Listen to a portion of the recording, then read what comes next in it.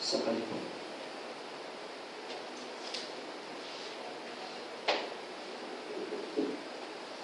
Sebab itu saya tidak perlu mencari cinta dari manusia. Sebab cinta manusia itu berubah. Tapi cinta Tuhan tidak pernah berubah. Tapi dari bini tetaplah. Kalau tidak macam mana Pak sama. Kalau saja. Mana Pak Dison? Allah sampai hati Pak Dison tinggalkan pesanan dulu.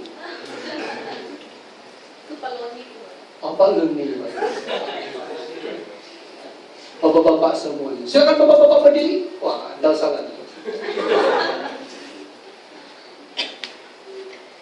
Saudara yang kekasih, lihat ini baik-baik. Ini kita kuliah bukan khotbah. Tolong catat atau diingat. Lupakan jangan. Pastikan itu tersirat di dalam minda kita. Kalungkanlah pada leher kita. Tuliskan pada loh hatimu. Tambahkanlah pada jari-jarimu. Supaya di mana engkau berada, tahun yang baru ini senantiasa dihiaskan dengan emas-emas murni yang ada padamu. Karena engkaulah gudang emas murni itu sendiri.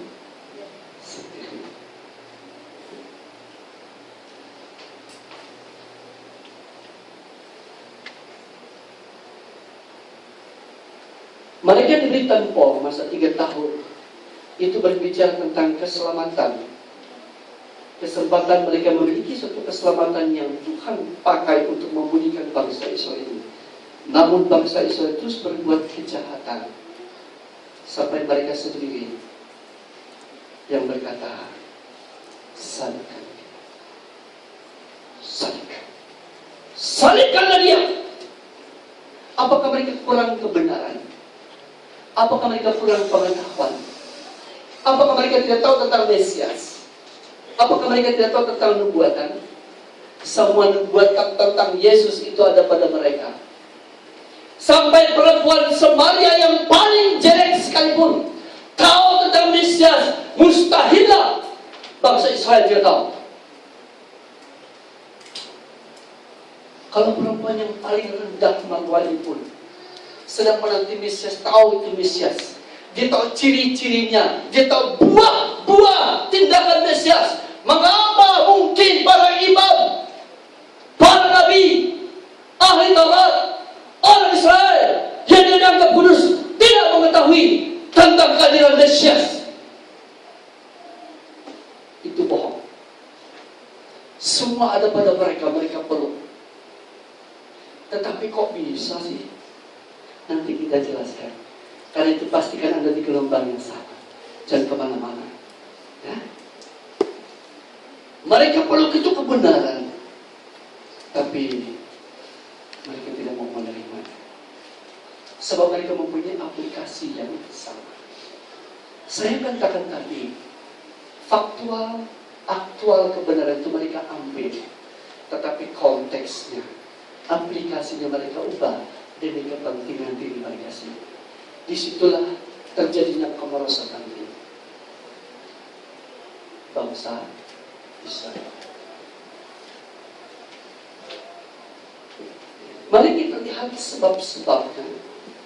Mengapa mereka ini tidak dapat menghasilkan buah? Ya, sebab-sebabnya. Di antara sebab yang paling berat atau rintangan untuk mereka berbuah yang paling berat itu adalah sebahagian besar agama mereka menyesatkan diri mereka sendiri. Mengapa kita menggunakan istilah sebagian besar agama mereka? Di dalam keagamaan bangsa Israel, kebenaran firman itu semua ada pada mereka. Lalu mereka bangunkan agama dan adat-adat keagamaan di dalam. Baik yang lisan tidak tertulis Sampai pada zaman Kristus, para rasul dan gereja yang mula-mula ini, kekuatan kuasa daripada hukum yang tidak tertulis ini sangat berpengaruh di dalam praktek hidup orang-orang Yahudi ketika itu. Dan mereka bisa membunuh Anda demi nama Allah. Karena mereka sungguh-sungguh menjaga kekudusan Allah. Namun dari satu bagian, mereka melawan Tuhan habis-habisan. Jelas? Halo? Kuliah ini? Jelas? Saya tidak mau orang keluar dari sini masih seperti tadi. Sampai kita keluar dari sini beda. Harus berbeda. Amen? Oke. Kalau kita tidak berbeda, saya tidak tahu.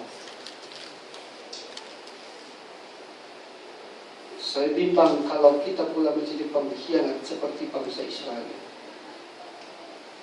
Kalau kita bisa menjadi pengkhianat setelah keluar dari sini, kita lebih jahat dari bangsa Israel.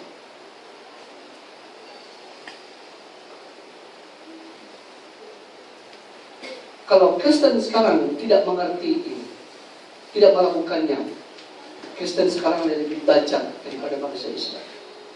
Lebih jahat. Mereka memiliki kebenaran yang berlimpah-limpah. Tetapi keagamaan mereka, peraturan itu mereka jadikan berkuasa atas segala sesuatu dalam praktika hidup mereka.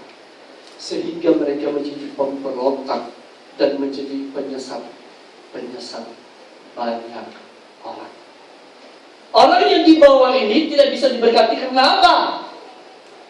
Buah yang mereka hasilkan bukan buah kebenaran, tapi buah keagamaannya yang mereka harus salurkan kepada orang-orang ini. Akhirnya mereka mati semua. Ada firman Allah itu dipakai untuk menakluk orang agar mereka tunduk kepada kekuasaan keagamaannya. Sebab menyentuh nama Allah, menyentuh nama Allah itu berbicara tentang otoriti dan hak Allah, kemahakuasaan Allah. Begitu orang mendengar firman Tuhan, mereka akan tunduk kepada Tuhan. Begitu mereka tunduk kepada Tuhan, apapun peraturan yang saya buat menjadi peraturan, maka semua orang harus ikut. Cakap saya. Sebab itu Tuhan Yesus mengundang, marilah kepadaku semua yang letih lesu dan berbeban berat. Undangan ini bukan untuk orang yang belum percaya. Maksud saya yang bukan Israel maksudnya.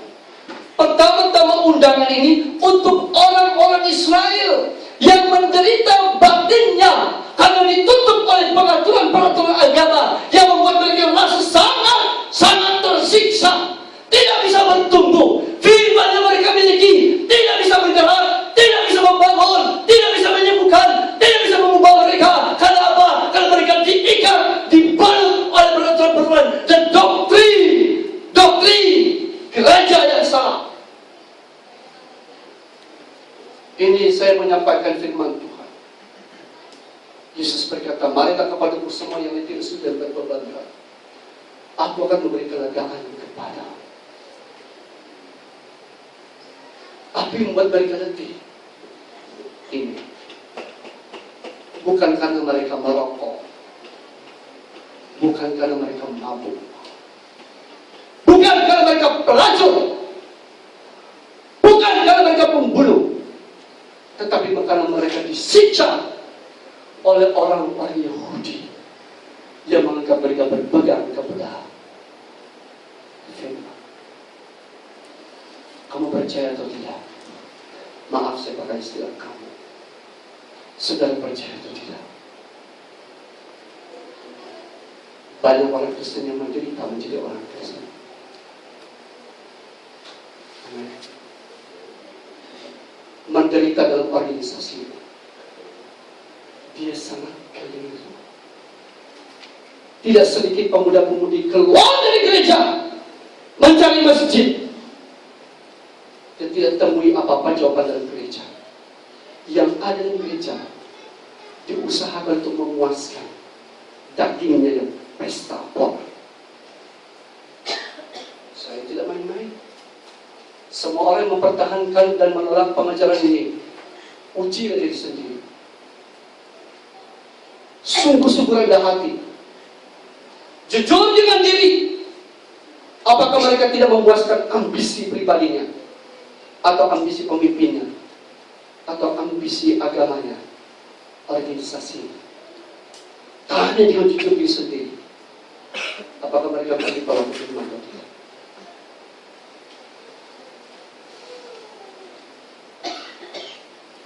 Saya berbicara bukan satu hukum RCF.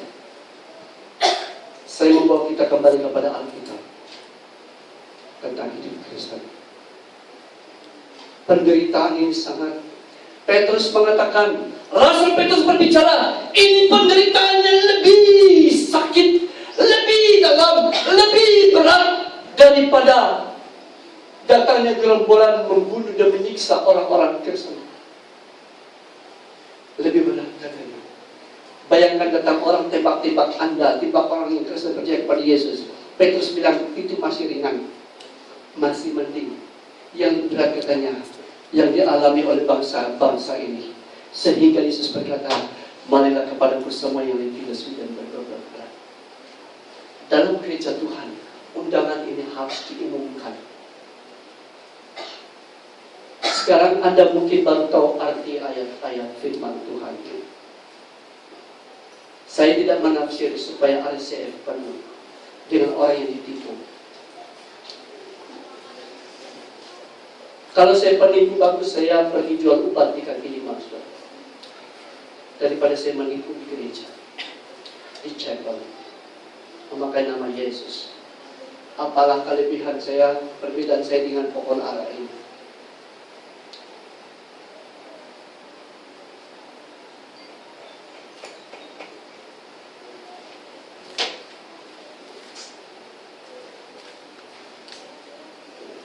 Saya ingin terapkan di dalam keluarga kita sendiri. Bapak-bapak, ibu-ibu, kakak-kakak, abang-abang, suami istri Kristen. Saya selalu menangisi diri saya. Saat-saat saya berbeda, saat-saat saya tidak, kami dua ibu pandai tidak temu bicara. Walaupun kami akan bertemu pikiran. Saya selalu segera datang kepada Tuhan. Tuhan, apakah saya pohon ara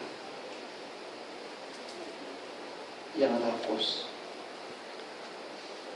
yang pikuk,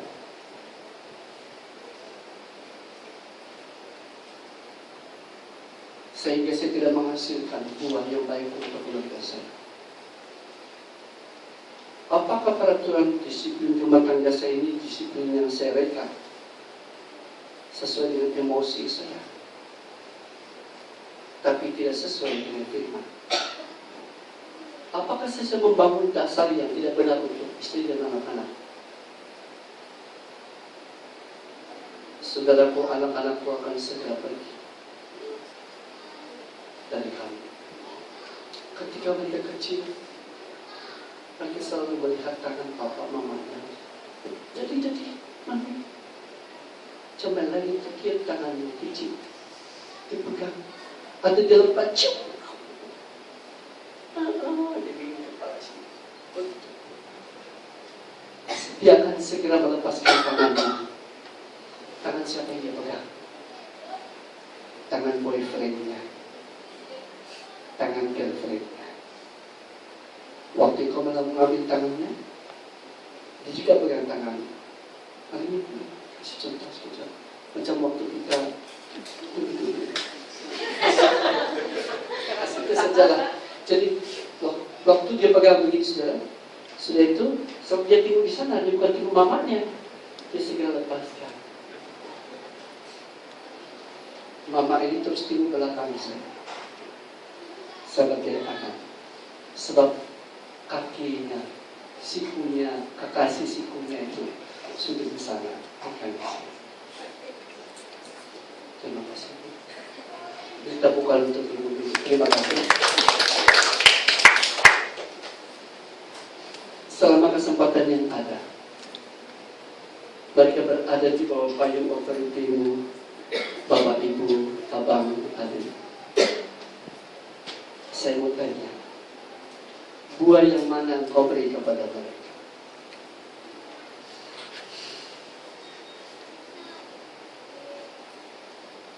Kalau ternyata kita tidak memberi buah yang firman Tuhan bagi, kita adalah pohon ara yang jelek.